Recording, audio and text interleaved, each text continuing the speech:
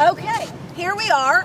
My name is Waverly Woods. I'm the CEO of Virginia Freedom Caucus and the chair of the Virginia Beach Tea Party. I am with our vice chair, Miss Teresa Chadwick, and she's going to go over some of the private-public partnerships that we're having to deal with right now that got us to where we are. This didn't happen. This meal tax wasn't just some, brainchild that just came out of nowhere. It's because we are in debt up to our eyeballs and now up to our pocketbooks we can't even go out to dinner now. So these are some of the reasons that we believe we are in debt, and Teresa Chadwick's going to go over them with us. Thank you, Waverly. So in 2000, there was a private-public partnership with Town Center done in phases that cost over $100 million in public investment. You can look it up at wikipedia.org, Virginia Beach Town Center. 2024, Pembroke Mall, we are paying $30,000 per parking space. The city is paying about $22 million for 2 public parking garages on the site with a total of 745 spaces. Like the town center garages, parking in them will be free. The 51 cents of real estate tax in that proposed budget is to pay for Pembroke Mall and Amazon.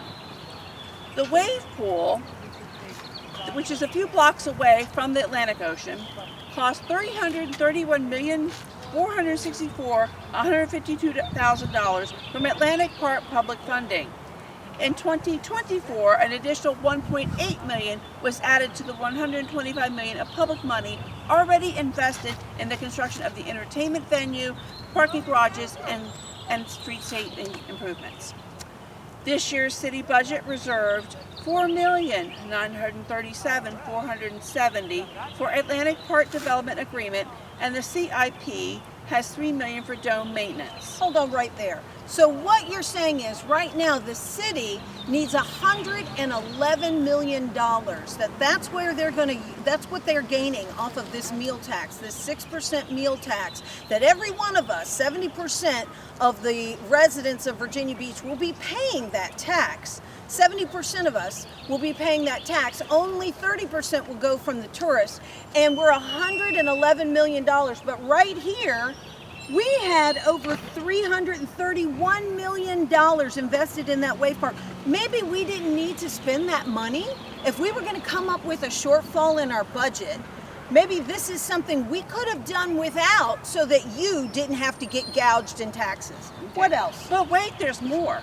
In 2003, the 31st Street Hotel public-private partnership with the city that included a parking garage and Neptune Park, where the iconic 26-foot bronze statue of the god of the sea, King Neptune, towers over the boardwalk. We sold the land to him for $3.7 million. The 2 parcels were valued at a combined $11.6 million. So wait, we sold the land to him for $3.7 million, but they were valued at over $11 million. Yeah. Boy, he got a deal, didn't he? Yeah. And the hotel itself is worth about $42.5 million. The entire cost of the public-private venture was $79 million, with the city putting in $31.7 million for a garage, park, and land purchases. Wow. In 2013, Cavalier Hotel, the city paid $18 million for this development rights to preserve the iconic lawn and $18 million in gap funding. They also approved development of housing on the lawn on both sides, leaving just the middle with the Cavalier name. They dead-ended a street for Marriott Hotel across the street for valet parking. The city kicked in money for the cul-de-sac project, including about $245,000 for the initial road design and an unexpected $380,000 to replace an aging water line and sewer pipe near the foundation of the 40th Street traffic signal pole. Private developers are usually expected to cover the cost of water and roads when developing.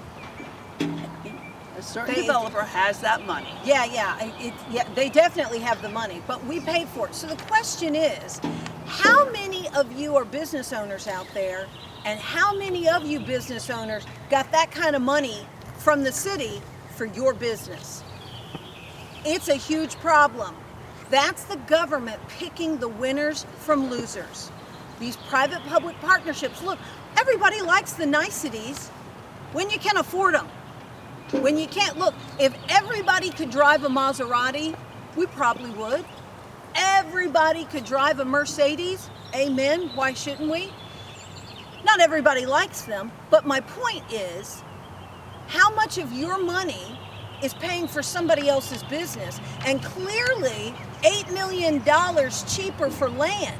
That's been happening before. There was some other property that was sold and bought from the McCluskey Group, and it's nonstop. It's nonstop. What we end up getting stuck with a tab that someone else makes a lot of money off of.